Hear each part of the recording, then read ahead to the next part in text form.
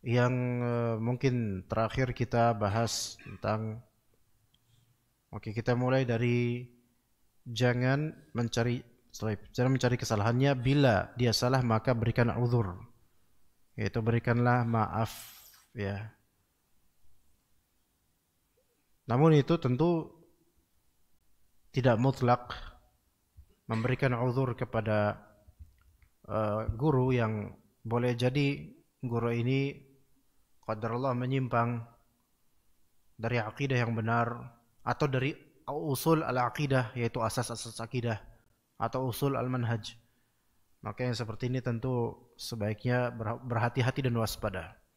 Adapun untuk masalah fikih atau furu', baik furu' aqidah atau furu' fikih, cabang-cabang aqidah atau cabang-cabang fikih, dan beberapa permasalahan sikap, maka ini hendaknya diberi uzur.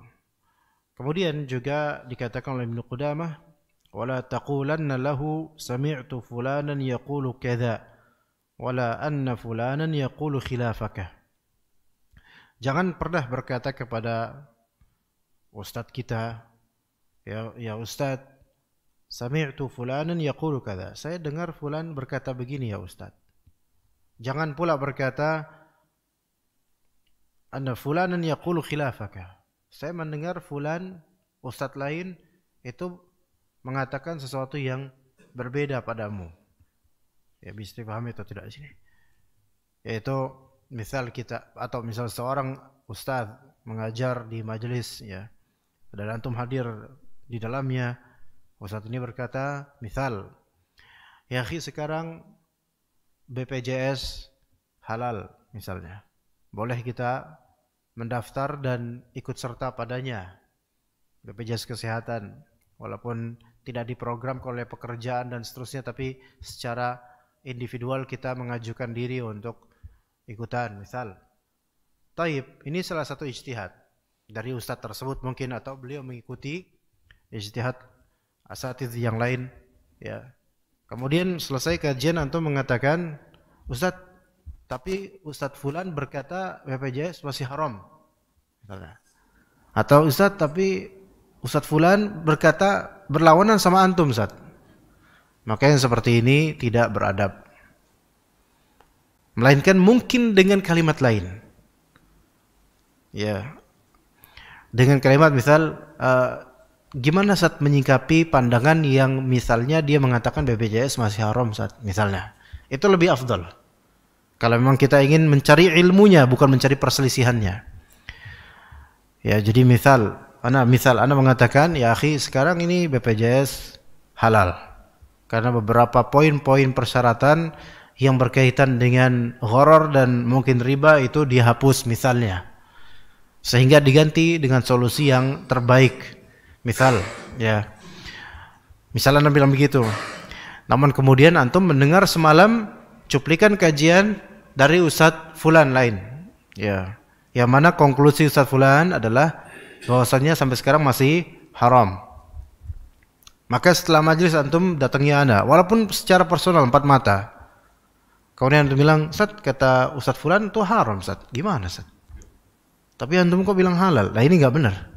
Nggak boleh seperti ini, tidak beradab sebenarnya, ya. Melainkan katakan, mungkin kalau kita ingin mengetahui alasan-alasan, kita katakan, Ustadz, kata Ustadz kan tadi BPJS halal, bagaimana kalau misal ada yang berpendapat bahwa saya itu haram, gitu loh, kira-kira gimana menjawabnya, Ustadz, gitu loh. Walaupun antum mengikuti pendapat yang itu haram, tapi jangan menyeolahkan. Pertama, jangan menyeolahkan antum sedang menentang ustadz antum, itu yang pertama. Atau yang kedua, jangan menyeolahkan seolah-olah antum sedang menabrakkan pendapat ustadz antum dengan pendapat lainnya yang kiranya bertabrakan. Jangan. Melainkan lakukanlah dengan yang paling safe, dengan adab, ya, kalau memang kita mau mencari ilmu. Atau kalau kita tidak bisa melakukannya dengan adab, ya udah, biarkan ustadz itu dengan pendapatnya, khalas, selesai. Khalas. Ya, biarkan begitu. Jadi jangan disandingkan dengan pendapat lain yang bertabrakan, apalagi di publik.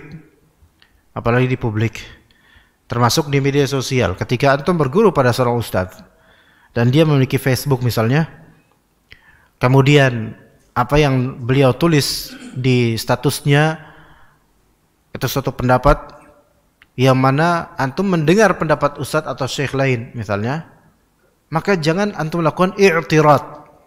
I'tirad itu seperti menentang, walaupun mungkin maksud antum bukan menentang, ya. Terus kemudian antum taruh link di kolom komentar di status ustadz tersebut, ustadz bagaimana dengan perkataan ustadz ini? Ini nggak boleh. Kalau antum adalah muridnya, tidak boleh antum melakukan seperti itu. Ya. Dan itu juga akan mengecewakan sang ustadz. Ya. Mungkin dengan bahasa lain, Ustadzi, bagaimana kalau misalnya ada yang berpendapat begini. Kita mau tahu ya jawabannya supaya kita bisa nambah faedah. Ini mungkin lebih baik. Apalagi kalau ditambah sertakan link, ini yang lebih buruk, ditambah sertakan link atau videonya kajian Ustadz Fulan.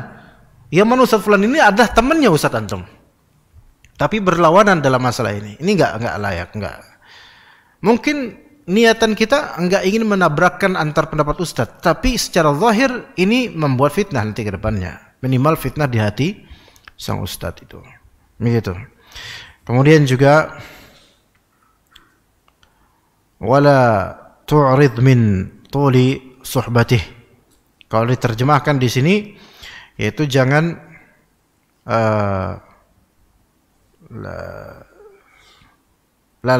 sebelumnya wala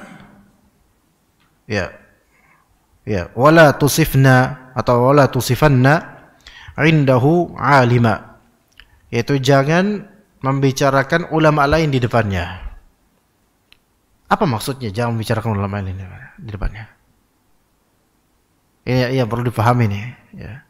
Jangan membicarakan ulama lain di depannya, maksudnya bukan jangan memberitahukan bahwasanya ada ulama lain, ada ustadz lain dan seterusnya, jangan. Melainkan jangan membuat guru kita cemburu dengan kita menyebutkan dan mendeskripsikan kebaikan guru lain di depannya, itu maksudnya. Itu maksudnya.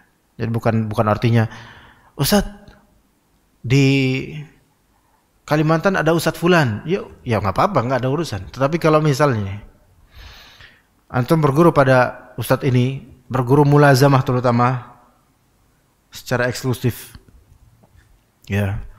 Dan ustadz ini berharap antum adalah muridnya yang terbaik gitu loh, atau antum murid yang beliau kenal, ya. Kemudian antum bilang kepada ustadz ini, ustadz di masjid ini ada ustadz yang masya Allah, bukan antum ustadz tapinya gitu loh. Ini kalimat udah ngeselin sebenarnya. Ada ustadz yang masya Allah tapi bukan antum ustadz. Berarti ana naudzubillah dong kalau itu ustadz. Bukan masya Allah. Ustadz ini yang ustadz namanya Ustadz Fulan misalnya. Beliau itu hafalnya masya Allah, kemudian fikihnya masya Allah dan seterusnya. Ini enggak jangan kayak gini kepada seorang ustadz. Ya kecuali kalau ustadz itu bertanya kepada antum, pengen gali info tentang dai lain yang ngajar di masjid ini, ya oke. Tapi kalau antum kemudian memuji kebaikan ustadz lain di hadapannya, mungkin asalnya ustadz tersebut legowo, nggak masalah dengan itu, tapi lama-lama akhirnya mulai seperti ada kecemburuan gitu loh. Ya, ini mungkin nggak difahami oleh mungkin sebagai murid ya, tapi kita sebagai guru yang mengharapkan kebaikan murid, mengharapkan murid ini adalah murid yang baik, murid yang setia, murid yang tidak membuat cemburu, itu kadang-kadang ya Allah, saya sebenarnya nggak mau cemburu gitu maksudnya dalam hatinya, tapi deskripsi seperti ini membuat saya ini merasa termarginalkan, kurang dihargai dan seterusnya.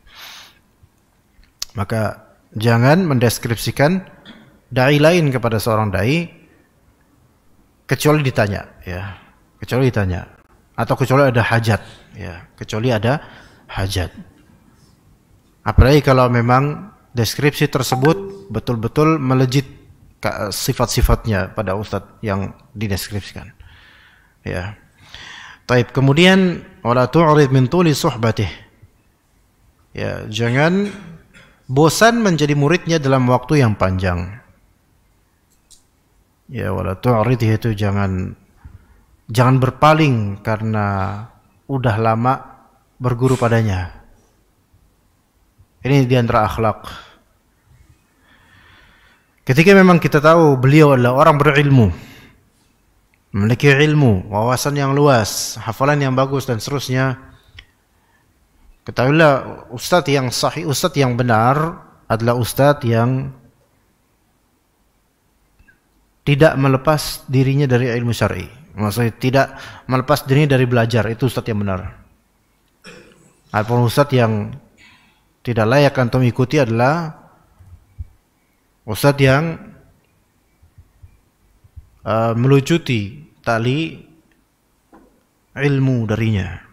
Maksudnya tidak belajar lagi. Ini nggak usah diikutin yang seperti ini, walaupun memang ustadz. Karena yang seperti ini ustadz secara sebutan saja. Ya, begitu. Jadi seorang yang benar keustazannya atau keilmuannya adalah yang tidak memutuskan tali sambungan ilmu, sambungannya terhadap ilmu. Artinya selalu berusaha bermuhafazah dan menjaga ilmunya, selalu murajaah, bahkan menambah hafalannya. Karena memang disitulah bidangnya gitu loh. Adapun ketika antum melihat kalau misalnya seorang ustaz lebih banyak di birokrasi, lebih banyak di dagang, maka ini pedagang. Maka ini birokrat, bukan ustaz. Ya ustaz secara sebutan saja. Atau lebih banyak di politik, bukan ustaz. Lebih banyak di urusan-urusan yang kaitannya tidak dengan ilmu sebenarnya. Walaupun wasilah menuju ilmu seperti pesantren, bikin yayasan dan seterusnya. Kebanyakan hal seperti ini saja, maka ini nggak perlu diikuti. Ya kita sebut ya ustaz karena orang-orang nyebut dia ustaz. Tapi hanya sebutan. Hatta lulusan Madinah. Hakikatnya bukan lulusan, akhi. Hakikatnya apa yang dia lakukan selama ini? Jadi ibrahnya bukan dia lulusan Madinah, dia lulusan Libya, bukan ibrahnya di situ. Ibrahnya adalah what are you doing recently gitu loh. What have you been doing? Apa yang selama ini engkau lakukan wahai ustaz, wahai dai? Itu yang kita perhatikan, ikhwan. Karena kalau cuma mengandalkan LC atau MA atau doktor saja, itu hanya tulisan. Itu hanya yang tertulis. Bahkan ketika disebut titik di depannya, itu hanya tulisan. Itu hanya sebutan. Tapi apa yang dia lakukan selama ini?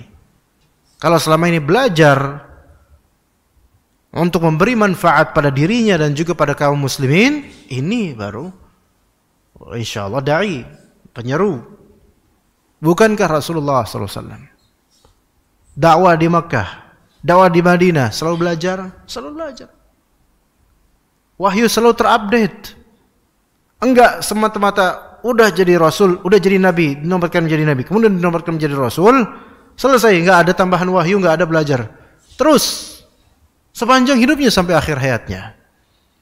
Makanya para ulama membahas apa akhir ayat yang turun, membahas apa akhir kalimatnya Nabi SAW. Karena apa? Karena ya di situ letaknya seorang dai sebenarnya, yaitu selalu belajar untuk memberi manfaat pada diri dan juga manusia. Jadi ibrahnya bukan dia hanya sebutan. Maka ikhwas sekalian, ketika antum melihat dai fulan selalu belajar insyaallah, dan ilmunya tidak stuck di situ-situ aja. Khutbah Jumatnya juga bukan hafalan materi yang dari tahun jebot sampai sekarang gitu-gitu aja. Ini dai ini memang belajar dan menambah ilmunya insyaallah, kelihatan dari kalimat-kalimatnya. Maka ikuti insyaallah gitu. Adapun kalau khutbah cuman hafalan dan bahasannya selalu receh, maka yang seperti ini bukan konsumsi penuntut ilmu. Begitu ikhwas sekalian. Kemudian kata Ibnu Qudamah rahimahullah setelah wala ya taib. Jadi jangan berpaling min tuli suhbatih. Kalau memang antum lama belajar dari ustadz ini, maka jangan karena lamanya kemudian antum bosan, jangan. Karena kalau antum mendapatkan ustadz ini pembelajar, yaitu selalu belajar, selalu membaca kitab, tak henti hari-hari dari membaca Al-Quran, murajaah, membaca kitab, mengupgrade ilmu, antum gak bakal bosan darinya. Pasti akan ada sesuatu yang baru darinya. Maksudnya ilmunya akan keluar terus, mengucur seperti sungai yang mengalir dari mata air. Akan terus ada. Tapi ketika antum dapatkan ustadz ini tidak belajar, ketahuan tulus suhbah, yaitu lamanya antum berguru padanya, tidak menjadikan antum bertambah ilmu dan takwa. Karena gitu-gitu aja, khlas. Ya. Makanya di sini ikhwas kalian jangan melihat seorang dai itu dari kondangnya atau dari gelarnya belaka. Tapi dilihat bagaimana rutinitas dia, dan juga itu kelihatan dari bagaimana kalimat-kalimatnya.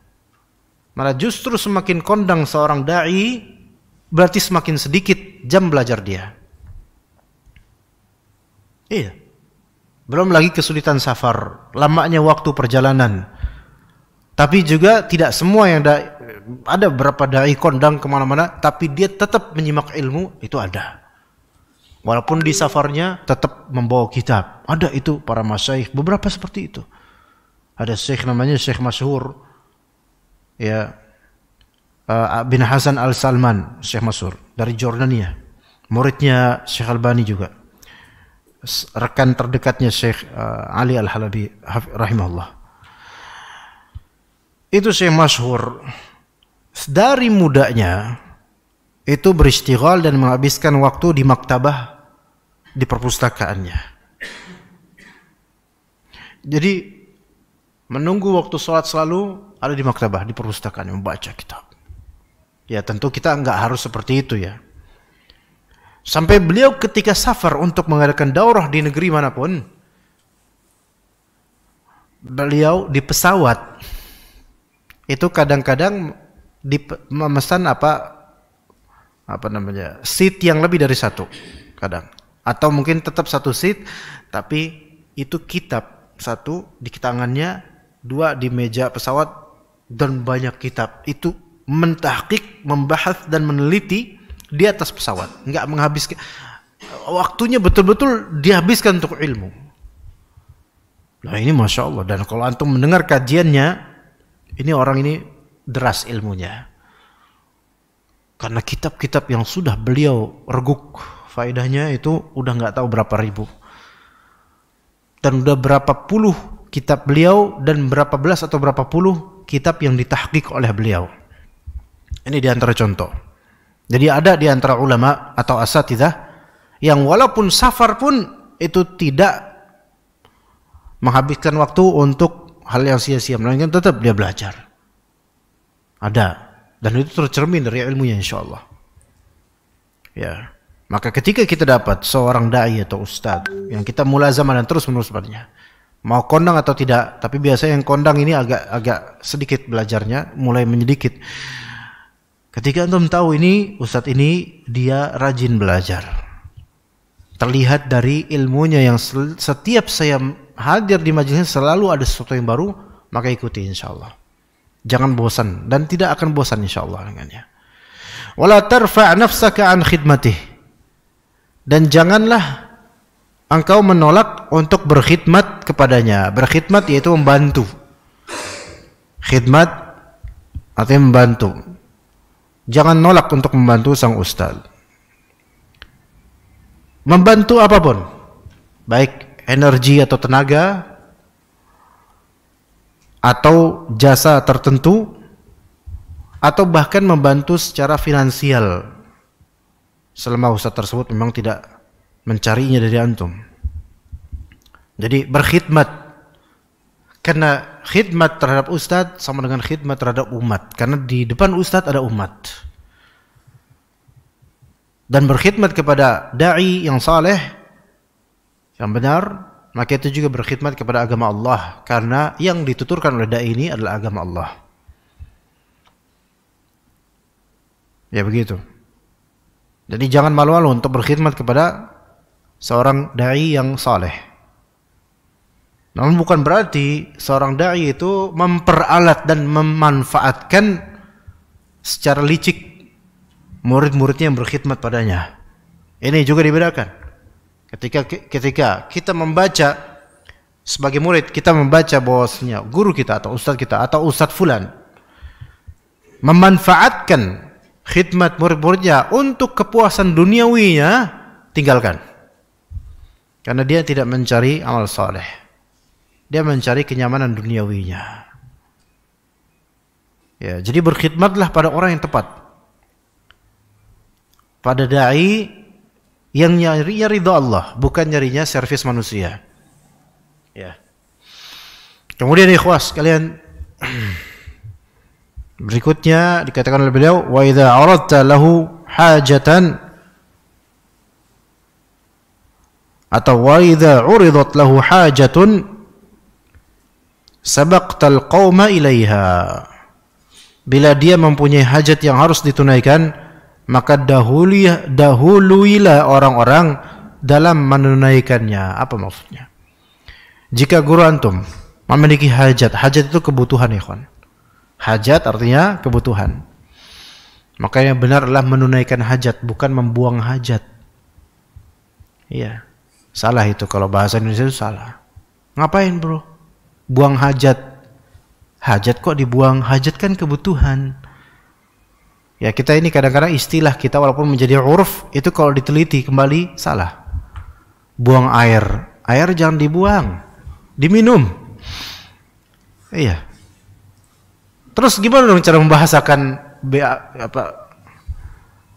kencing dan yang lebih besar dari itu? BAB, BAK, buang air kecil, buang air besar. Buang air kecil, coba antum definisikan. Membuang airnya kecil, dibuang. Membuang airnya besar. Air besar tuh apa dibuang? Oke, mungkin maksudnya cebok ya, air itu untuk cebok. Oke lah. Sekarang ada buang hajat. Ini juga salah. Hajat artinya kebutuhan. Buang hajat, buang kebutuhan. Berarti kalau BAB, berarti pupnya itu hajat antum. Dibuang, harusnya jangan, kalau hajat jangan dibuang, melainkan dia apa? Disimpan hajat itu, siapa tahu suatu saat butuh, kan gitu. Berarti yang benar apa? Bukan membuang hajat sebenarnya. Qada'ul hajah, menunaikan hajat, itu yang benar. Ya, mau ngapain antum ke WC? Menunaikan hajat. Nah itu benar. Walaupun kok kesannya kok formal banget nih orang. Enggak, tapi benar bahasa menunaikan hajat. Karena hajatnya kita adalah BAB, BAK itu hajat kita memang. Iya, gitu. Termasuk menunaikan hajat, kondangan menunaikan hajat. Karena kita ada hajat padanya, itu diundang. Nah, itu menunaikan hajat. Orang bilang ada hajatan di situ, ditutup di portal ada hajatan. Berarti ada kebutuhan keluarga itu, yaitu nikahan atau walimahan dan seterusnya. Itu hajat. Jadi hajat di sini artinya kebutuhan, keperluan. Jika guru, ya, sang ustadz, ya, mempunyai hajat yang harus ditunaikan, apa coba hajatannya? Ayo sebutin sok. Hajat yang syar'i ya, hajat yang baik ya. Apa contohnya? Mengisi kajian. No, bukan. Sarapan. Sarapan hajat ya. Makan ya. Enggak. Di sini makan. Oke, makan itu kebutuhan, tetapi bukan itu yang dimaksud di sini, ikhwan. Apa coba?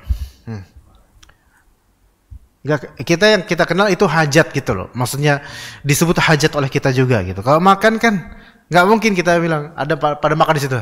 Lagi pada ngapain di sana? Lagi pada hajatan, kan nggak enak ngomong gitu. Betul, makan itu hajat manusia, kebutuhan, tetapi nggak dimutlakkan dengan lafal hajat, lafal makan gitu. Nggak, hajat contoh apa? Kebutuhan dia, yang bukan bersifat harian, bukan.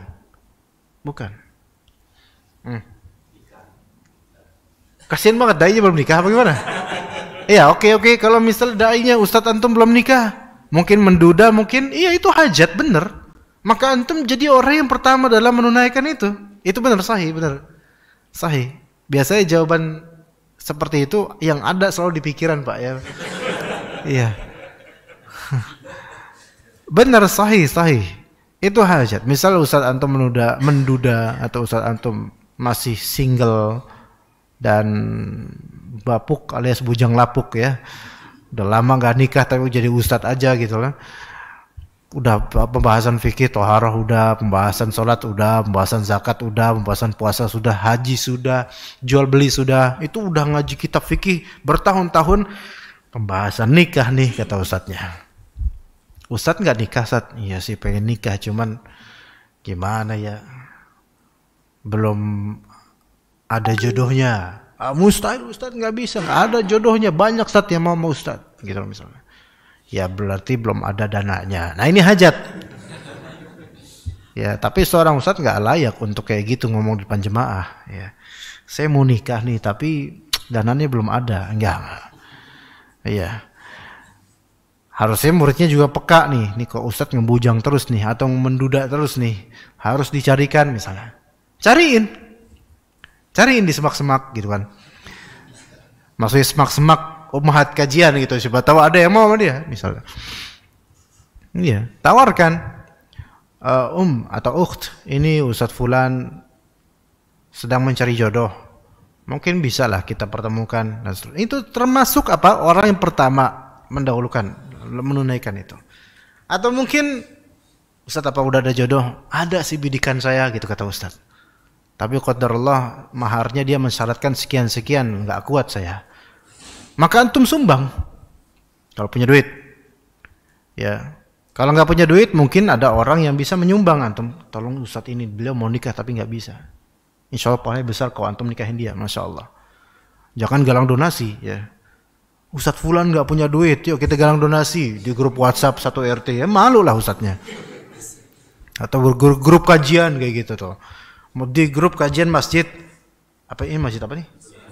As-Sunnah misalnya, ada 100 member di situ. Ini Ustadz kita ini Ustadz Fulan, qadarullah menduda ini udah pengen nemuin jodoh tapi kata beliau belum ada dananya. Ayo kita galang dana yuk. Dan ternyata Ustadz Fulan juga ada di grup itu. Ya gimana coba? Malu lah antum. Malu lah beliau. Tunaikan hajat itu. Kemudian juga hajat misalnya Ustadz ini ingin menikahkan anaknya. Itu juga bisa kita bantu. Karena menikahkan anak itu juga perlu dana ya. Atau lainnya, hajat Ustadz ini bukan hajat yang sifatnya makan, minum, bukan.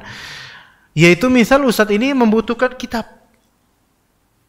Ya, dan Ustadz ini pembelajar yang baik, suka baca misalnya, butuh kitab.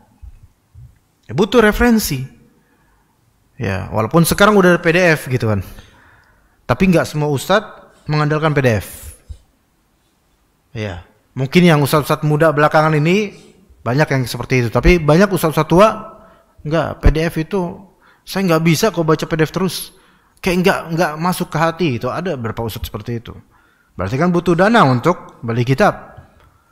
Dan ketika antum ingin membantu ustadz ini dalam pembelian kitab, antum nggak perlu bilang Ustadz, coba Ustadz maunya kitab apa? Nanti ana yang belikan. Jangan kayak gitu. Antum kasih duit aja. Fadol Ustadz, ini bisa buat kitab. Kalau Ustadz butuh uang yang lainnya, fadol. Misalnya kasih berapa? Antum kasih misal saja 3 juta atau 10 juta. Jangan kebanyakan akhir. 20 juta, 30 nanti nikah lagi dia kalau misalnya kebanyakan. Jangan terlalu besar karena begini ikhwan. Kalau kita memang mau membantu, maka jangan bantuan kita membuatnya terfitnah itu. Maka bantulah sekadarnya, sewajarnya. Walladzina idza anfaqu lam yusrifu wa lam yaqturu wa kana baina dzalika qawama. Orang-orang yang ibadur rahman kalau mereka itu infak itu tidak israf, tidak berlebihan, tidak pula kepelitan, tidak pula terlalu sedikit. Mereka menengah. Ustadz, afwan ini ada sedikit dari hamba Allah 5 juta. Oh, untuk apa akhi? Uang sebanyak ini? Ya, untuk Mungkin Ustadz butuh kitab, atau sebagiannya bolehlah Ustadz untuk menunaikan hajat lainnya. Jadilah orang pertama. Dan jangan dengan pertanyaan tiba-tiba WhatsApp Ustadz ya. Assalamualaikum Ustadz. Waalaikumsalam. Ada apa akhi? Afwan Ustadz, sekarang Ustadz butuh apa? Itu kan gak enak. Butuh apa saya? Akhirnya Ustadznya jawab, ana butuh ampunan dari Allah, kata Ustadznya.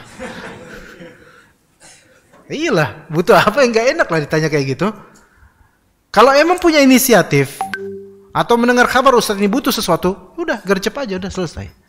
Dan antum tahu bahwa Ustadz ini amanah, langsung. Kalau misalnya antum tahu Ustadz ini qadarullah ada kasus muamalah, jangan ikhwan. Karena beberapa dari dai itu juga memiliki kasus muamalah tentang fulus terkait yayasan, gaji dan seterusnya. Ini beberapa dai. Maka kalau ada kasus seperti itu, antum tawakuf, nggak usah bantu-bantu dulu deh. Karena khawatir uang kita jatuh di tangan orang yang salah. Kemudian ikhwas sekalian, setelah khidmat, setelah juga menunaikan hajatnya, jadilah the first person, orang yang pertama to help. Terus Ibnu Qudamah mengatakan, wa fa innama huwa bimanzilatin nakhlati tantadhiru mata yasqutu 'alaika minha syai'. Karena dai atau syekh atau guru ibarat pohon kurma yang tinggal menunggu waktu sebagian darinya jatuh kepadamu. Apa maksudnya? Pohon nakhlah itu pohon kurma. Pohon kurma yang mana pohon kurma ini menunggu, ya artinya begini ikhwan, ada beberapa guru atau dai yang tersibukkan dengan ilmu dan mengajar, sehingga untuk mencukupi kebutuhan dunianya itu kadang perlu menunggu rezeki dari Allah. Betul bahwasanya idealnya seorang dai itu memiliki usaha, itu betul idealnya. Tapi gini loh, idealisme atau idealis pada sebagian orang belum tentu sebagian orang lain bisa seperti itu. Kita tidak boleh mengatakan semua ustadz harus dagang, salah. Semua ustadz harus punya usaha mandiri, enggak semuanya harus. Karena enggak semuanya bisa. Ketika tahu seperti itu, maka lihat kalau ustadz ini memang punya usaha besar, khalas, biarkan beliau dengan usahanya. Boleh kita bantu, tetapi beliau sudah Masya Allah. Tapi carilah usaha-usaha yang memang untuk usaha nggak punya bakat. Udah pernah coba jualan pistol-pistolan, nggak bisa. Buat anak-anak, misalnya jual ini nggak laku, jual itu nggak laku. Akhirnya khalaslah, saya di ilmu sajalah, nunggu undangan ajalah, atau ngajar tapi gratis, atau ngajar berbayar tapi nggak seberapa besar. Yang mana mungkin istrinya lah hamil, lahiran, mungkin ada musibah, ini butuh. Iya. Jangan kemudian kita sebagai murid itu kemudian mengatakan, Ustadz harusnya Ustadz itu fighting gitu loh, apa namanya, dalam kehidupan ini strugglingnya itu harus kuat gitu, sehingga harus punya spirit untuk berdagang Ustadz. Enggak semua, sebagaimana kita enggak semua dari kita itu bisa berdagang. Terutama sekali Ustadz dai-dai di pesantren misalnya. Antum kalau tahu jadwal ustadz-ustadz di pesantrennya, Masya Allah. Gaji mungkin nggak seberapa ikhwan. Mungkin bahkan kadang di bawah UMR. Tapi jam mengajar atau jam untuk memantau murid dan siswa, para santri, itu panjang waktunya. Iya. Mau dagang, nggak ada waktu. Udah kecapean di pesantren. Dan nggak bakal bisa fokus di pesantren. Nah, gimana, boleh nggak kita ngasih hadiah ke Ustadz ini? Kalau misalnya antum punya murid di pesantren itu, punya anak di pesantren itu, ya nggak boleh. Iya. Tapi kalau misalnya antum tidak punya murid di pesantren itu, tidak ada kaitan dengan pesantren, nggak ada kaitan. Baik, nggak ada kaitan punya anak di situ atau nggak ada kaitan birokrasi, nggak ada. Mereka antum tahu beliau ini bagus dan butuh bantuan, bantu. Faham gak jemaah? Misal pesantren terdekat di sini apa misalnya? pesantren sunnah insyaallah. Ada Ustadz Fulan yang memang dia fokus di situ dan kadang-kadang ngisi kajian di VCM misalnya. Oke, boleh nggak ngasih bantuan kepada? Dan antum nggak punya anak di pesantrennya dia, di pesantren beliau. Atau gini aja, anggap ana ini salah satu staf pengajar di pesantren A, dan ana ngisi kajian di sini. Taib. Dan dibolehkan oleh pesantren, ana ngisi kajian di sini. Oke, boleh nggak ana nerima amplop dari sini? Boleh. Kan yang ngasih amplop di atas nama DKM, nggak ada urusan dengan pesantren. Taib. Tapi di antara individu antum melihat anda butuh bantuan, akhirnya antum ngasih ke anak misalnya 5 juta, Ustadz ini untuk hajat antum, mungkin antum mau nikahin anak antum dan akh ini yang ngasih ke anak itu tidak punya kaitan dengan pesantren, maka ini bukan termasuk hadaya lil ummal, bukan termasuk hadiah untuk pegawai pekerja, bukan, beda. Ini sedekah umum biasa, maka boleh seperti itu ya, boleh seperti itu. Jadi kadang beberapa da'i atau syekh itu tersibukkan dengan ilmu sehingga menunggu takdir untuk rizki. Ya, makanya seperti ini kita paling awal untuk membantu. Taib. Kemudian wa yanbaghi an yahtarizal kha'idha an yahtarizal kha'idhu fil ilmi fi mabda'il amri minal isgha'i ila ikhtilafin nas. Pencari ilmu di awal langkahnya patut menjauhi mendengar perbedaan pendapat orang-orang. Fa inna dzalika yuhiru 'aqlahu wa yuftiru dhihnah. Karena mendengar ikhtilafan nas, mendengar perbedaan pendapat orang-orang itu bisa membingungkan akal dan menumpulkan pikiran. Ini yang kita fokuskan sebenarnya. Ikhtilafun nas, perbedaan ucapan orang-orang. Imma ikhtilaf di sini yang sifatnya keilmuan, imma ikhtilaf di sini yang bersifatnya lahu. Ilm atau lahu. Lahu itu kelalaian, kejahilan. Penuntut ilmu pemula, ya. Dan kita akan mengatakan siapapun yang belum paham bahasa Arab dengan baik itu selalu menjadi pemula, nggak pernah menuju menengah, selalu pemula. Ya, ini bukan meremehkan, tapi memang begitu kenyataannya. Kita semua penuntut ilmu pemula, atau anggaplah semua penuntut ilmu itu jangan menoleh kepada ikhtilaf an-nas, perselisihan orang-orang. Baik perselisihan di masalah ilmu atau perselisihan di masalah lahu. Lahu itu kelalaian, non ilmu. Perselisihan di masalah ilmu atau perselisihan di masalah non ilmu. Penuntut ilmu pemula itu tidak layak untuk khaud dan mencelupkan diri di tengah-tengah perselisihan antara ulama atau penuntut ilmu. Enggak. Biarkan penuntut ilmu itu mereka berdiskusi. Antum nggak paham kalau misalnya masuk ke dalamnya. Itu maksud di kalimat ini. Ya, masuk di kalimat ini.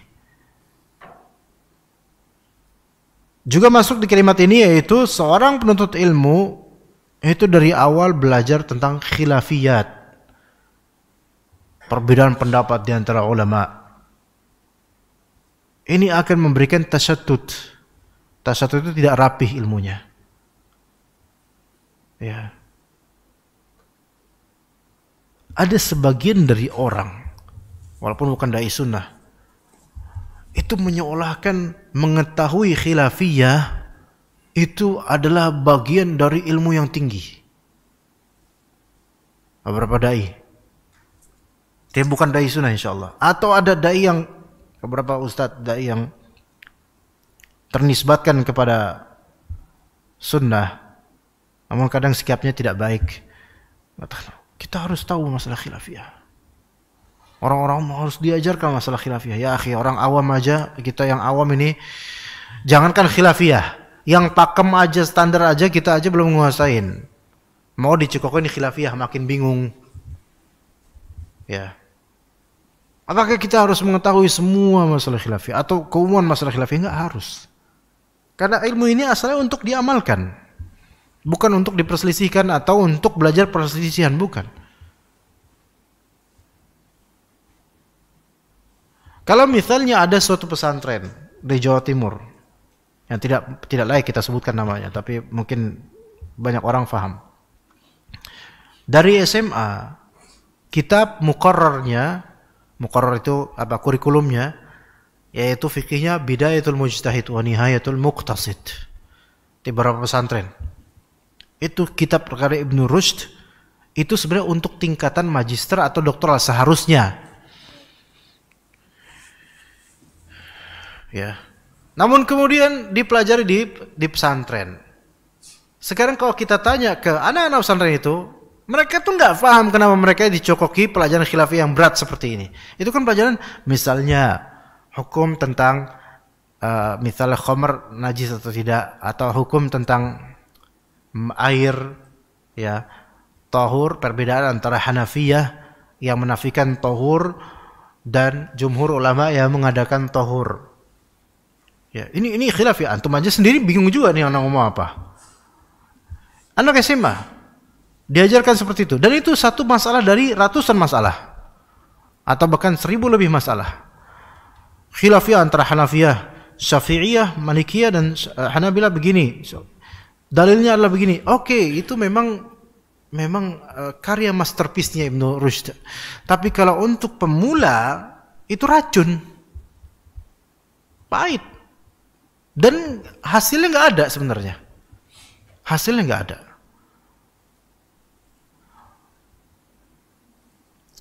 Maka manhaj yang benar adalah untuk penuntut ilmu pemula itu strike aja dengan matan yang sudah mapan, tidak perlu berta'amuk dan memperdalam masalah khilafiyah. Lurus aja untuk diamalkan itu ilmu, udah gitu. Itu satu hal. Hal berikutnya, dan ini ya sebenarnya penting sekali untuk anak angkat di belakangan hari, yaitu ikhtilafun nas yang bersifat non ilmu, yang bersifat lahu, ya, diantaranya obrolan orang-orang awam, berita-berita politik, dan gosip-gosip. Lebih buruknya gosip rumah tangga orang lain, maksudnya ini buruk sekali. Maksudnya kita nggak perlu tahu, dan bukan merupakan hal yang hikmah dan bijak, yaitu kita menzahirkan problematika rumah tangga kita ke publik dan menjadi konsumsi bacaan atau tontonan orang awam atau publik. Itu sangat memalukan. Ya, jadi semacam gosip, berita politik, celotehan ikhwan-ikhwan termasuk itu, ya, dan kemudian juga debat, kusir, jidal, walaupun kata mereka ini diskusi, ya.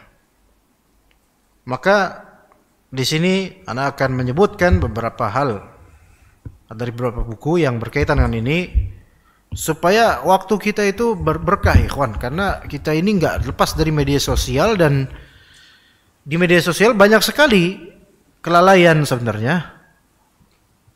Ya, gosip, debat kusir, pertengkaran, ini itu padahal nggak penting.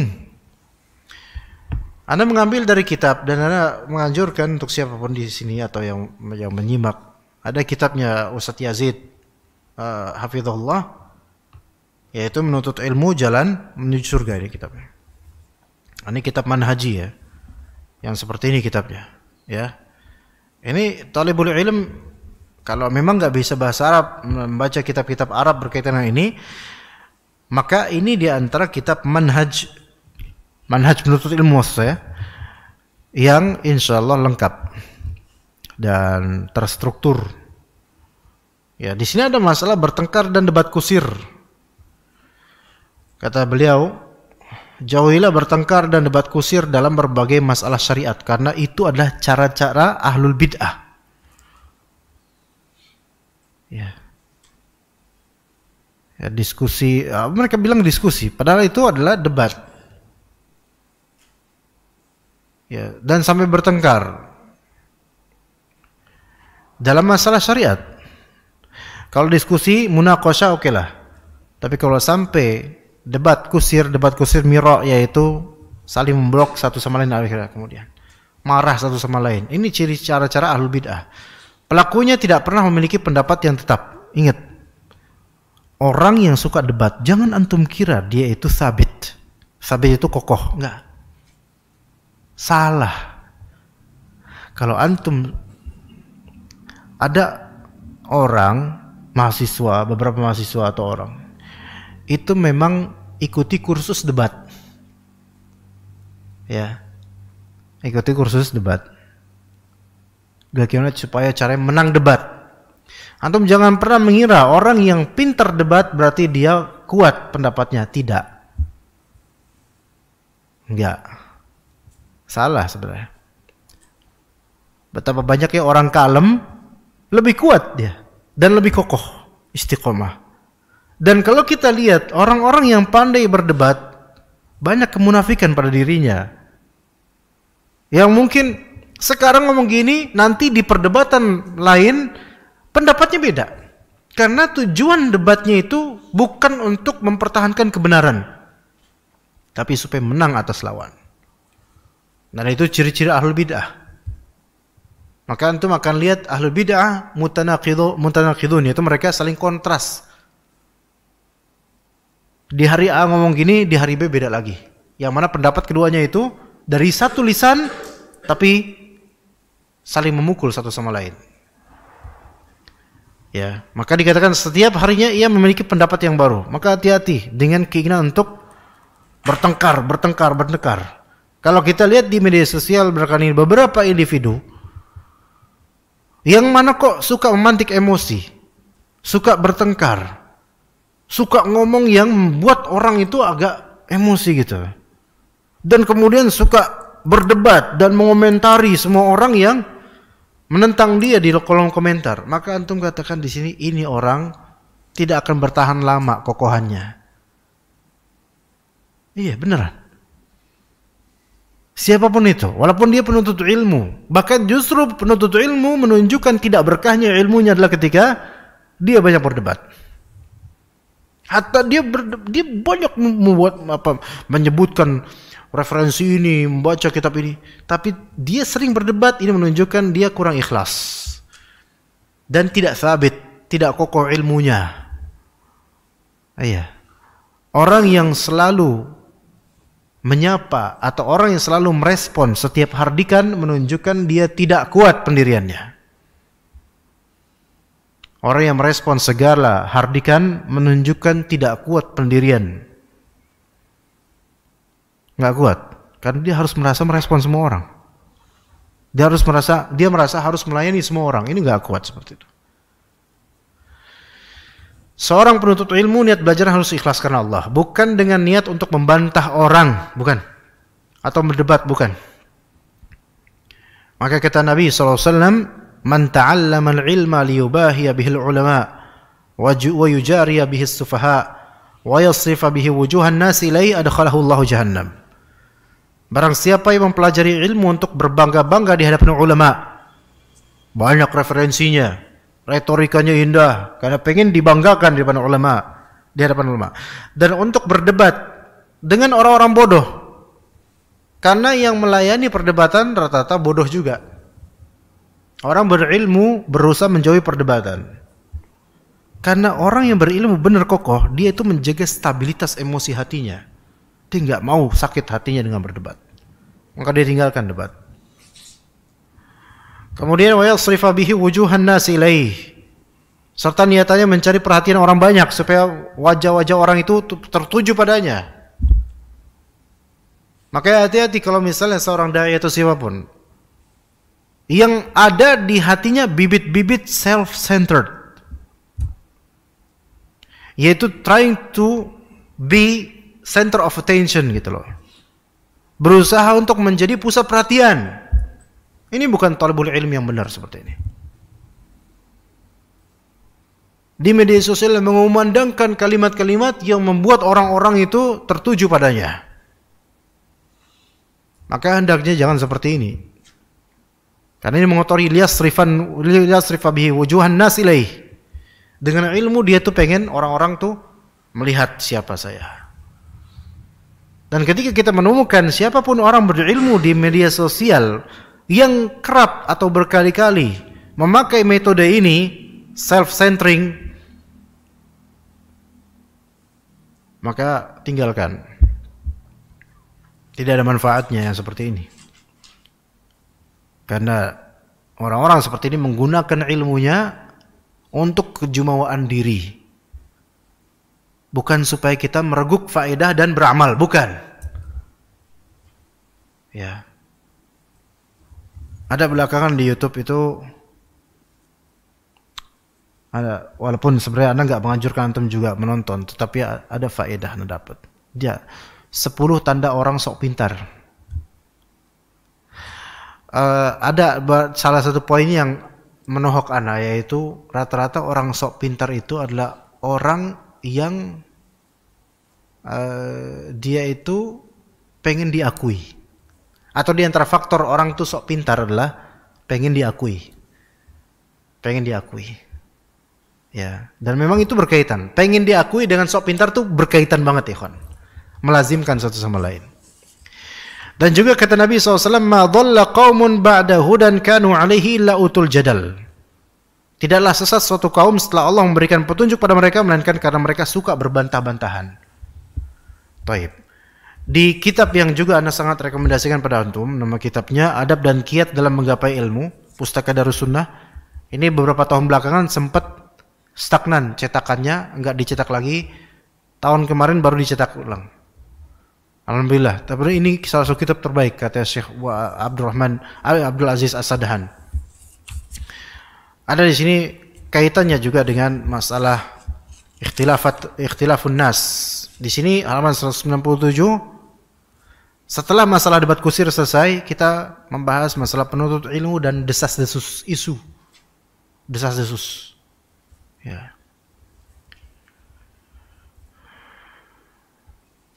Di antara sesuatu yang menambah kemudaratan perkara yaitu desas-desus itu menjadi tren, barang komoditas, dan yang lebih membahayakan lagi bahwa orang yang menyebarkan dan mengeksposnya tidak mempedulikan dampak dari penyebaran isu, gosip, desas-desus. Dan anak belakangan hari ini sangat sakit qalbu ana dengan keadaan sebagian dari penuntut ilmu atau salafiyin di Facebook, dan terutama di Facebook, yang dihadapkan dengan isu dan desas-desus, gosip. Walaupun tidak 100% mereka salah, maksudnya bukan salah mereka 100% salah, dari sumbernya juga. Perlu menjadi perhatian kita dalam kondisi ini bahwa hendaknya seorang penuntut ilmu yang memiliki pendirian khusus, penuntut ilmu itu hendak memiliki pendirian khusus terkait masalah gosip, isu, desas-desus. Ia hendaknya menahan diri agar tidak menjadi seperti orang-orang yang suka mengorek isu atau berita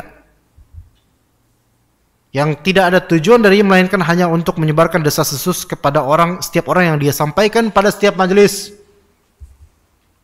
Ada beberapa ikhwan, dan Anda tahu beberapa ikhwan ini, mungkin di Facebook nggak, tapi mungkin di WhatsApp atau ketika bertemu langsung, Anda tahu dia ini ensiklopedi gosip. Ya. Ya, dan tahu Ustadz Fulan nikah lagi, apa pertengkaran dengan istrinya, Ustadz Fulan kemana, itu tahu dia. Kalau Anda korek, jawaban keluar. Dan setelah Anda tabayun, nggak benar ternyata. Ustadz Fulan nikah lagi ya, tapi dia tuh sebenarnya itu dulu sebelumnya cerai dia. Masya Allah benar. Tabayun ternyata nggak benar. Al-muhim di sini ikhwan, yang menjadi potensi untuk jadi bahan desas-desus biasanya kan orang yang di atas, yaitu para ustadz misalnya. Ya kalau orang pengajian yang digosipin siapa? Ya lebih ke ustadz yang digosipin. Dan juga beberapa ummahat. Masya Allah, ada beberapa ummahat yang itu Masya Allah tahu semua ustadz Jabodetabek tahu. Mungkin sampai yang istrinya nggak tahu, dia tahu tentang ustadz. Ajaib. dapat data dari mana itu loh. Ada yang seperti itu. Saya nggak tahu apakah emang ini Indomie telur ya, atau memang bakatnya seperti itu. Saya nggak tahu. Tahu Indomie telur maksudnya apa, Pak? Indomie telur? Hah? Disingkat jadi apa? Nah, itu biasa di warkop-warkop kan ada Indomie telur disingkat jadi itu. Atau mungkin memang bakatnya di situ. Itu. Kemudian kadang-kadang disebar di tengah-tengah majelis bersama ummahat lainnya atau ikhwan. Nah, berhati-hatilah jangan sampai namamu selalu diperbincangkan pada setiap majelis. Dan jangan sampai namamu selalu disandingkan dengan isu tersebut lalu menjadi pusat perbincangan. Maka kalau kita punya masalah, hati-hati dalam curhat. Apalagi kita thalibul ilm, penuntut ilmu, jangan curhat di status WhatsApp. Maksudnya ada permasalahan keluarga, jangan diungkap di status WhatsApp atau di Facebook atau Twitter atau YouTube dengan live. Saya ada masalah nih, nggak usah. Ya, gini aja loh. Kita punya masalah, ngomong ke orang tua aja jangan, gitu loh. Masalah rumah tangga maksudnya. Apalagi ini ke publik, lebih buruk lagi gitu loh. Yang lebih buruk lagi dari itu jika ternyata desas-desus tersebut merupakan berita bohong dan dusta. Katakanlah kepadaku demi nama Tuhanmu, bagaimana orang awam memandangmu memiliki keutamaan sebagai penuntut ilmu, namun engkau dikenal memiliki isu. Makanya ikhwan, kalau kita mau menjaga kehormatan ustadz-ustadz kita, ketika kita mendengar kabar buruk tentangnya, jangan langsung disebar walaupun ternyata itu benar. Maksudnya sesuatu yang sifatnya privasi. Hatta ya itu benar, terbukti dan antum tahu, jangan disebar. Karena ketika antum menyebarkan isu negatif tentang seorang dai sunnah, sama dengan Anda sedang mengotori sungai sunnah. Iya, begitu. Lihat ma'alatnya, lihat efeknya ke depan, gitu loh. Seperti itu, ya. Wallahu a'lam. Ya, karena belakangan ini Anda melihat beberapa dari ikhwan kita atau ummahat terutama itu berkecimpung di gosip-gosip tertentu yang mana ini berbahaya sekali. Dan juga nasihat Anda kepada siapapun yang mungkin mengerti maksud nasihat Anda ini, terutama ikhwan atau akhwat di media sosial, maka hendaknya stop, berhentilah dari mengkonsumsi gosip. Dan juga bagi yang menyebarkan atau memulai gosip-gosip tersebut, maka takutlah pada Allah Azza wa Jalla, karena hari kiamat itu dekat, gitu loh. Hisab itu dekat. Dan juga bagi siapapun dari kita ikhwan, ketika ada permasalahan, terutama permasalahan yang sifatnya privasi, baik itu pribadi sendiri, aib pribadi atau rumah tangga, maka tutup rapat-rapat dari pandangan manusia dan telinga mereka. Karena efeknya itu bukan hanya ke pribadi kita, melainkan efeknya juga ke dakwah. Ke dakwah. Dan bagaimana stigma orang-orang terhadap dakwah ini ketika hal-hal yang seperti ini terbongkar. Maka seperti itu, wallahu taala alam. Semoga yang sedikit ini bermanfaat insyaallah taala. Jika ada pertanyaan dipersilakan ikhwah sekalian. Ada soal atau tidak? Atau sudah kayaknya mau maghrib ini, jadi mendung-mendung gimana gitu. Hunaka soal? Ada pertanyaan atau tidak? Kok Anda merasa apa karena masjidnya lebih luas ya, jadi seperti agak sedikit ikhwan? Atau memang sedang belum bugar ini pengajian? Masih safar. Safar apa tuh? Kerja, mudik. Masya Allah, udah kayaknya udah 15 Syawal sekarang, udah 16 Syawal ya. Masih mudik aja. Berapa nenek yang dia punya, yang mereka punya?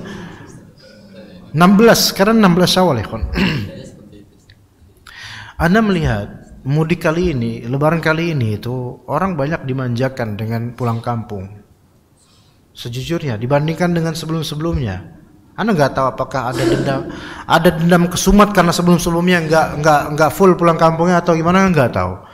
Tapi Anda melihat sendiri, merasakan, misal kajian banyak yang belum buka di pekan kedua bahkan, gini loh.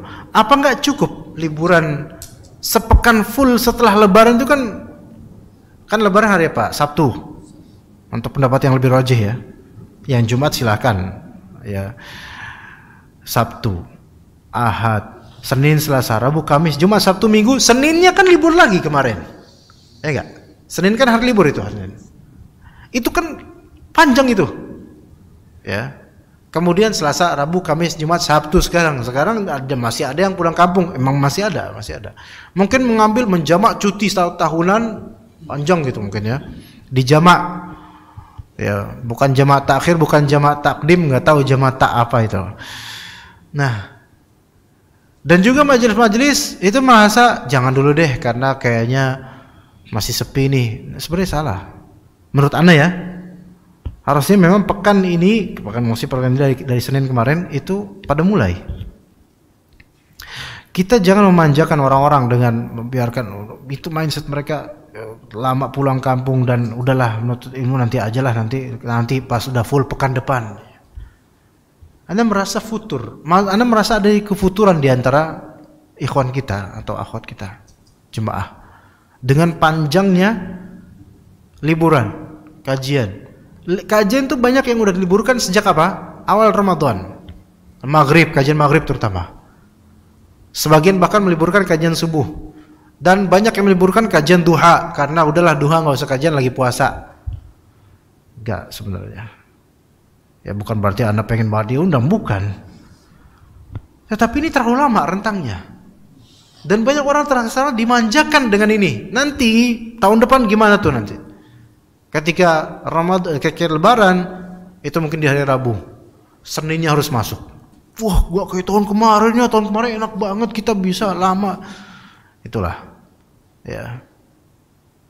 Pesanannya jangan termanjakan dengan liburan. Penuntut ilmu itu sebenarnya nggak ada libur ilmunya. Ya, mungkin libur kerjanya oke. Ilmunya nggak bisa libur. Penuntut ilmu gitu. Hatta hari Lebaran, ilmu dan dakwahnya nggak bisa libur. Kalau misalnya kita talibul ilm, punya ilmu, silaturahim itu jadikan bagian dari dakwah. Enggak. Ketemu saudara-saudara ya. Misalnya yang akhwat apa namanya? Ya, orang-orang awam gitu, misalnya perempuan awam apa? Salaman gitu loh. Biasanya kan sentuhan ujung tuh. Hah? Sentuhan ujung. Cus gitu loh, udah nyamper aja dah. Ya kan? Kita sebagai mungkin penuntut punya mauqif gitu. Ya, berikan isyarat supaya dia paham, ngerti.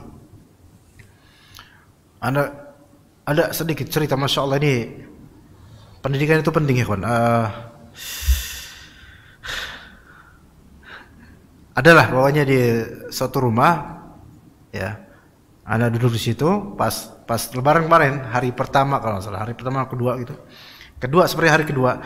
Nah, datang juga satu keluarga yang Anda kenal, dan ada nasab keluarga yang agak jauh tapinya. Datang bapaknya, begajulan, memang bapaknya juga udah begajulan sih, ya. Dia pakai kalung juga, ya, tampang preman juga, tapi karena saudara jauh jadi baik-baik aja gitu loh. Mulai anaknya gede, anaknya udah bongsor gitu, mungkin usia kuliahan lah sekarang. Itu ngomongnya Betawi agak kasar, ya Betawi itu biar. Nah, jadi kayaknya bapaknya ini memang mendidik anak-anaknya itu juga dengan biarkan mereka kasar, yang penting mereka pemberani gitu loh. Ya, itu bapaknya ngomong ngasal gitu, ketika ngomong ngasal. Terus anaknya bilang, apaan?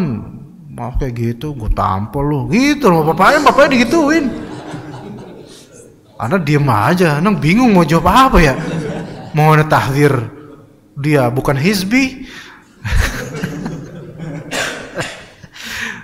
Kemudian datang satu anaknya, ya, rambutnya pirang, pendek pirang, ya. Terus ngajak anak salaman, anak pasti salaman dong.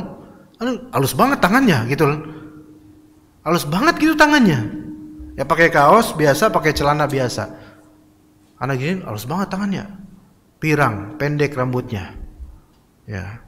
Dan kayak preman selengean gitu. Ternyata namanya Nisa. Lah sih gitu kan? Anda bilang, "Lah tadi Anda salaman sama Nisa berarti ya." Ternyata laki-laki dia. Perempuan dia. Tomboy. Masya Allah. Anak dosa nggak ya tadi ya? Bingung ada tadi nggak sengaja gitu kan? Kita kirain laki-laki. Pakaian laki-laki, ini laki-laki. Terus anak sedikit perhatiin. Ya juga nih nggak bisa ditutup keperempuanannya. Tetap aja perempuan ternyata dia, Masya Allah. Dan itu bapaknya yang mendidik dia kayak gitu. Nauzubillah min dzalik. Gak tahu kalau nggak taubat gimana nanti. Nah, Nisa namanya. Nisa gimana kabar? Nisa kata. Ya salam, ternyata bener. Pantesan halus tangannya nggak kayak tangan laki-laki kan. Walaupun di kantor tetap aja. Ya ada kapal-kapalnya sedikit ya kan.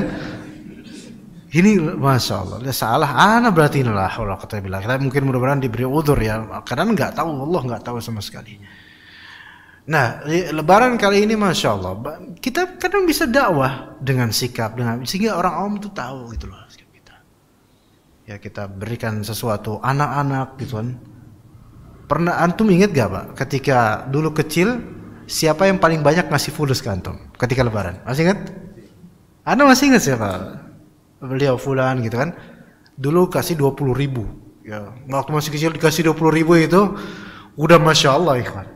Sekarang kalau kita mau dakwah juga bisa dengan itu. Punya uang banyak misalnya, kasih ke anak mungkin SD, kasih 50.000. Keinget sampai dia tua.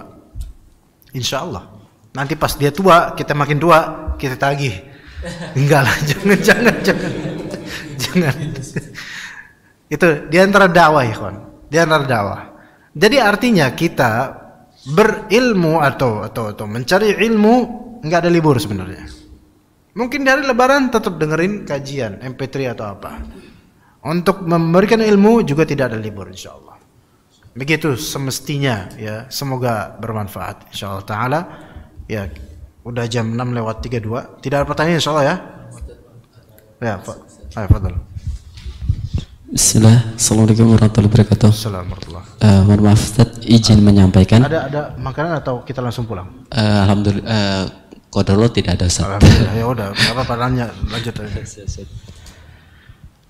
Ada pesan masuk Ustaz dari akun sosmed YouTube Fulan bin Fulan. Assalamualaikum warahmatullahi wabarakatuh Ustaz. Alhamdulillah sedang menyimak kajian Ustaz. Mohon maaf izin bertanya. Saya mendengar hasil dari sidang bersama Ustadz, yaitu dalam sidang tersebut salah satunya membahas tentang malam Jumat dan hari Jumat, apakah baca Al-Kahfi itu sunnah ataukah bukan? Ternyata jawabannya bukan, namun ada sebagian teman atau jamaah yang tetap membaca Al-Kahfi di hari dan malam Jumat tersebut. Sementara saya memilih untuk tidak membaca surat Al-Kahfi pada hari dan malam Jumat tersebut. Bagaimana Ustaz, apakah ini benar? Bagaimana Ustaz, manakah yang benar? Jazakallahu khairan. Manakah yang benar dalam artian apa nih? Maksudnya mungkin keputusan dia, keputusan dia. Kalau gini ya, kalau keputusan yang antum ambil, antum melihat dalilnya benar dan pendalilnya benar dan asatidzah ini memang berkompeten dan antum merasa itu yakin itu benar, fadhal, silakan. Tapi ini kan masalah ijtihad yang mana Allah alam, mana lebih condong pendapat yang mensunahkan. Iya. Yang tidak mengamalkan karena menganggap hadis itu dhaif, silakan. Yang mengamalkan karena menganggap itu hadis itu, kita bertaklid bahwa hadis itu hasan, yaitu baik atau dia makbul, diterima, maka fadhal, silakan. Ya khalas gitu aja. Dan kemudian kalau kita menganggap itu dhaif, tidak diamalkan, kita nggak mengamalkan, ada teman kita yang mengamalkan, ya khalas. Hatta istri antum menganggap itu ikutan dengan ustaz-ustaz yang mengatakan sahih, mengamalkan, ya udah istri antum baca Al-Kahfi, antum enggak. Khalas, kan selesai kayak gitu. Ya, nggak mengilzamkan orang lain untuk harus sependapat, karena ini masalah ijtihad. Begitu ya. Ya, oke, seperti itu. Udah cukup kira-kira? Iya. Ayo, fadhal. Iya. Assalamualaikum warahmatullahi wabarakatuh. Waalaikumsalam warahmatullahi wabarakatuh. Semoga Allah menjaga dan merahmati Pak Ustadz dan seluruh umat muslim di dunia. Amin. Allahumma amin. Ana izin bertanya, ada 2 pertanyaan Pak Ustadz. Ya. Yang pertama yang tadi terkait Ustadz yang baik adalah yang selalu mengupdate ilmunya. Apakah ini juga bisa dikiaskan ke pekerjaan sehari-hari? Maksud Ana, misalnya ada guru biologi atau ada guru matematik atau guru olahraga, apakah guru yang baik pun guru yang selalu mengupdate ilmunya? Misalnya penjahit, apakah penjahit yang baik, apakah itu yang selalu mengupdate ilmunya? Itu pertanyaan pertama. Satu dulu, nanti yang kedua nanti lupa terusan soalnya. Yang pertama, apakah bisa dikiaskan tadi yang Anda katakan penuntut ilmu atau dai ilmu syar'i, dai sunnah, dai menuju jalan Allah, yang baik adalah yang selalu menuntut ilmu, masih mengupgrade ilmunya, menambah ilmunya, murajaah. Betul, itu standar dai baik, gitu loh. Dan standar kebaikan siapapun pengajar sebenarnya itu. Tapi ada standar yang lazim dan ada standar yang tidak lazim. Nah, standar yang lazim adalah dai yang kalau dakwah kita harus selalu betul-betul murajaah dan juga menuntut ilmu. Itu karena itu tugas selamanya. Bahkan orang biasa pun tanpa menjadi dai pun dia tugas menuntutnya sampai akhir hayat. Ini kelaziman, ikhwan. Sehingga kalau dia nggak mau nambah ilmu, nggak mau murajaah, nggak dipakai ilmunya karena dia sendiri tidak mencontohkan penghargaan terhadap ilmu syar'i. Beda dengan ilmu duniawi atau ilmu umum. Standar keduniaan betul bahwasanya yang terbaik adalah dia selalu mengupgrade ilmunya, betul. Tetapi tetap beda. Enggak 100% sama. Kenapa? Seorang pakar, seorang yang paham matematika, paham biologi, dia tuh cukup mengajarkan apa yang dia mampu selesai. Dan cukup di situ aja selesai. Misal, dia guru biologi SMP. Dan dia menguasai buku-buku SMP itu. Apakah dia enggak baik karena dia enggak menguasai buku SMA? Enggak juga. Dia cukup aja ngajar di situ, enggak masalah. Tapi alangkah baiknya kalau misalnya dia juga mengupgrade ilmunya, tapi enggak harus. Beda dengan dai menuju jalan Allah. Maka dia harus menjaga ilmunya dengan terus menuntut ilmu. Buktinya apa? Dalilnya apa? Rasulullah melakukan hal itu. Selalu menuntut ilmu. Selalu dapat wahyu sampai akhir hayatnya. Itu satu. Kedua, kita tahu hadis Nabi SAW tentang Al-Quran. Kita disuruh menjaga hafalan Al-Quran. Karena hafalan tersebut seperti unta dengan kekangnya. Mudah sekali lepas. Kalau dilepas, mudah lepas. Artinya harus terus jaga. Dan juga ancaman yang disebutkan oleh para ulama dari dalil-dalil, sengaja melupakan ayat-ayat, melupakan hafalan Al-Quran, itu juga ada ancamannya. Berarti harus selalu dijaga. Dan juga perkataan Nabi Musa, Rabbi zidni ilma warzuqni fahma. Tambahkanlah untuk saya ilmu dan rezekikan kepada saya pemahaman. Tambah, minta ditambah. Dan tidak ada satu hal pun dari doa para nabi minta ditambah kecuali apa? Nambah ilmu. Nambah follower, itu rezeki dari Allah, nggak usah kita pikirin. Nambah ilmu. Dan itu permintaannya Nabi Musa, dan juga sampai sekarang kita minta. Iya, maka harus. Itu yang benar. Kalau standarnya nggak begitu, dai ini, maka dia berarti meremehkan dan merendahkan ilmu syar'inya. Maka dia katakan, siapapun dai yang mungkin entah lulusan Madinah, Libya, Sudan, manapun itu, kalau setelah lulusnya dia lebih nyibukkan diri dengan birokrasi, jalan-jalan, rekreasi, wisata, bahkan mungkin sibuknya di travel umroh saja, maka mereka enggak menghargai ilmu syar'i. Ini mungkin pahit untuk beberapa dai yang ngomong seperti ini, tapi kalau mereka kita mengajak, iya enggak menghargai ilmu syar'i. Sibuk bimbing jemaah umroh, tiap hari sibuk bimbing jemaah umroh. Dan Anda tahu bagaimana membimbing. Jadi Anda tahu bagaimana membimbing jemaah umrah, bagaimana kesibukannya. Betul ini dakwah. Tapi tanyalah wahai mungkin para dai-dai, sebagian penuntut ilmu lulusan dari kampus manapun yang mana tersibukkan dengan ini semua dan dari ini semua dapat fulus banyak, masya Allah.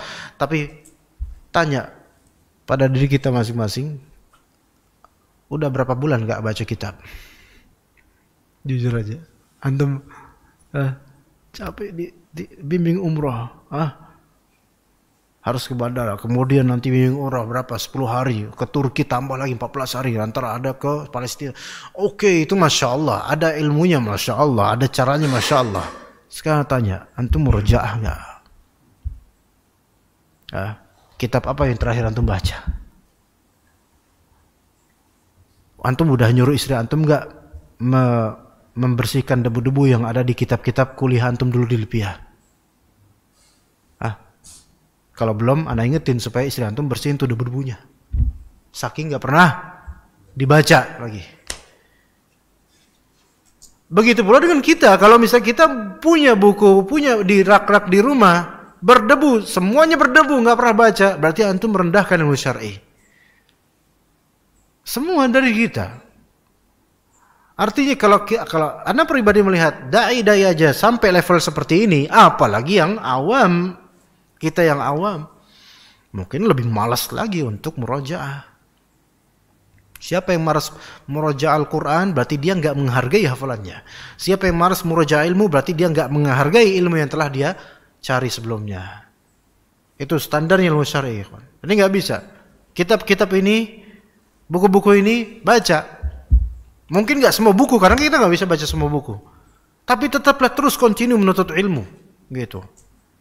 Ya, nggak bisa ditinggalkan, nggak boleh ditinggalkan. Sehari pun nggak boleh ditinggalkan. Ya, yang kedua apa? Wa'alaikum jazakallah. Yang kedua, apakah hukumnya menghadiri halal bihalal kantor Pak Ustadz yang dalamnya banyak kemaksiatan terhadap Allah seperti musik atau tidak menggunakan apakah kita berpahala jika kita meninggalkan hal tersebut? Ya. Wa'alaikum jazakallah khair. Di MOU atau peraturan perusahaan atau kantor mungkin ada wajib bagi karyawan untuk menghadiri setiap event atau acara yang diajarkan resmi oleh pihak kantor. Dari kata Nabi SAW, al-muslimuna ala syurutihim, kita kan tanda tangan itu. Muslim itu sesuai dengan syarat-syarat mereka. Nah, ya jadi wajib atas kita untuk ikut dengan peraturan mereka. Tapi itu tetap dikecualikan. Kata Nabi SAW, la ta'ata li makhluqin fi ma'siyatil khaliq. Tidak ada ketaatan pada makhluk dalam rangka maksiat kepada Khaliq. Faham di sini? Berarti MOU yang kita ikuti, walaupun kita tanda tangan, karena tanda tangan terpaksa ini. Karena kalau kita, wah ini nomor 10 saya nggak setuju, ya antum nggak kerja di situ lama-lama. Maka kita tanda tangan karena kebanyakan dari ini saya setuju. Maka sisanya saya bukan berarti setuju, tapi nanti tadi tidak akan saya terapkan. Ya, maka di sini tanda tangan. Setuju, oke, tapi bukan setuju semuanya. Dan bagian-bagian yang ternyata melanggar hak Allah atau hak hamba Allah, kita nggak ikutin. Nah, taib halal bihalal ini datang apa enggak? Di sini dia. Kemungkarannya itu apakah di nama halal bihalalnya atau di dalam eventnya itu? Nama 11 nama. Tapi kan kemungkarannya ada di ikhtilatnya, ya kan? Musiknya gitu kan ya. Maka di sini antum datang hanya untuk absen saja. Absensi ya, untuk store muka. Iya, taruh muka antum di situ, plek. Nah, antum pergi ke warkop atau kemana. Artinya gimana caranya supaya tetap ada nama antum, bukan berarti setuju, bukan. Tapi mungkin untuk menghindari fitnah. Ya. Mungkin. Adapun kalau diberi keluasan boleh nggak hadir, ya udah nggak hadir. Tapi saya pikir nggak bakal kayak gitu. Harus hadir gitu misalnya. Atau yang nggak hadir dipotong gajinya, nggak usah hadir kalau kayak gitu. Nggak apa-apa Pak, saya dipotong aja gajinya Pak. Kalau bisa semuanya saya ikhlas kok kerja di sini. Nah itu nggak ada kayak gitu. Itu khurafat, ya nggak ada seperti itu. Ya. Jadi kalau memang bermadarat, antum cukup store-nya aja muka, dah selesainya antum cari tempat lain. Begitu. dan jangan dengan cara menipu. Kata Nabi SAW, wala takhun man khanaka. Jangan kau khianati orang yang mengkhianatimu. Jangan balas keburukan dengan keburukan yang mungkin lebih besar kadang-kadang. Jangan kemudian ngomong teman, bro, tolong di tap dong nama ana. Atau tanda tanganin lah buat ana. Enggak. Jujur lebih pahit, lebih baik walaupun itu pahit. Gitu. Wallahu a'lam. Wa iyyakum jazakumullah khair. Ya, kayaknya makin dekat menjelang maghrib. Ya, kita cukup sampai sini insyaallah. Barakallahu fikum jami'an. Wa sallallahu ala nabiyina Muhammad wa ala alihi wa sahbihi ajma'in. Subhanakallahumma bihamdika asyhadu an la ilaha illa anta astaghfiruka wa atubu ilaik. Assalamualaikum warahmatullahi wabarakatuh.